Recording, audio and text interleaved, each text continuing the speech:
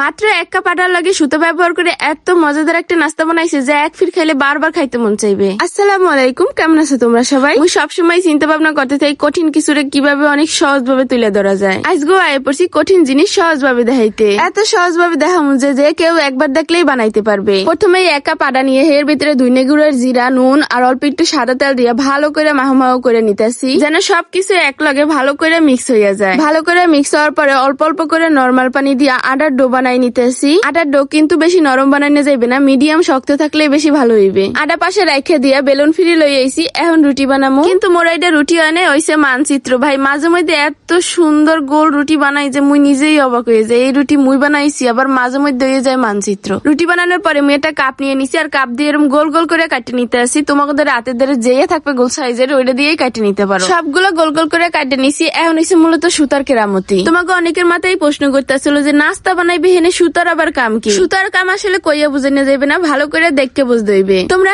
Step by step দেখতে থাও। মুই আগের ভিডিওতে 2-1টা কমেন্ট করে রেহি। আলমামুন আমি গাজীপুর শফিপুর থেকে দেখতেছি। জাইফা ইসলাম আমি চাঁদপুর থেকে দেখতেছি। আপু মিম ইসলাম সাইফা আপু নোয়াখালী থেকে দেখতেছি, রিপ্লাই দিও। এই ভিডিওটা তোমরা কিরকম জেলা দিয়ে দেখতেছো কমেন্টে জানাই যাও। নেক্সট ভিডিওতে কিন্তু রিপ্লাই দেব। সুতা দিয়ে কিন্তু সবগুলো রোলের মতো করে পেঁচাই নিছি। এখন সবগুলোরে একটা একটা করে তেলের ভিতরে দিয়ে দিতেছি। তেলের ভিতরে দিয়ে ভালো করে উল্টায় পাল্টায় ভাজা নিতে হইবে। এগুলোর লগে কিন্তু 2টা শুকনো মরিচ দিয়েও ভালো করে টাইলে উড়াই নিছি, কারণ রেসিপি কিন্তু এখানেই শেষ না, আরো আছে। সবগুলো ভাজার পরে কালারটা দেখতেছো মাশাআল্লাহ মাশাআল্লাহ অনেকটা ক্রিস্পিও হইছে। তোমাকে অনেকের মনেই প্রশ্ন থাকতে পারে যে এখানে সুতা পেঁচানোর কাম কি? দেখো সুতা পেঁচানোর কারণে কিন্তু তেলের ভিতরে দেওয়ার পরে খুললে যায় নাই, আর সুন্দর একটা ডিজাইনের মতো হইছে। এই মরিচ 2টা টাইলে উড়াই রাখছিলাম, ওই 2টারে ভালো করে গুড়ি গুড়ি করে রেখে এর ভিতরে সস দিয়ে দিছি। আর এই সসটারে রোলগুলোর ভিতরে দিয়ে ভালো করে মাইখা উড়াই নিলেই কিন্তু রেডি মুগো আইসগোর ঝাল ঝাল ক্রিস্পি ক্রিস্পি সন্ধ্যার নাস্তা। দেখতেই খালি লোভনীয় লাগতেছিল না, খাইতেও কিন্তু অনেক মজা লাগতেছে। তোমরা চাইলে কিন্তু এটা বাড়িতে ট্রাই করতে পারো। আজকের ভিডিও এই পর্যন্তই। আল্লাহ হাফেজ।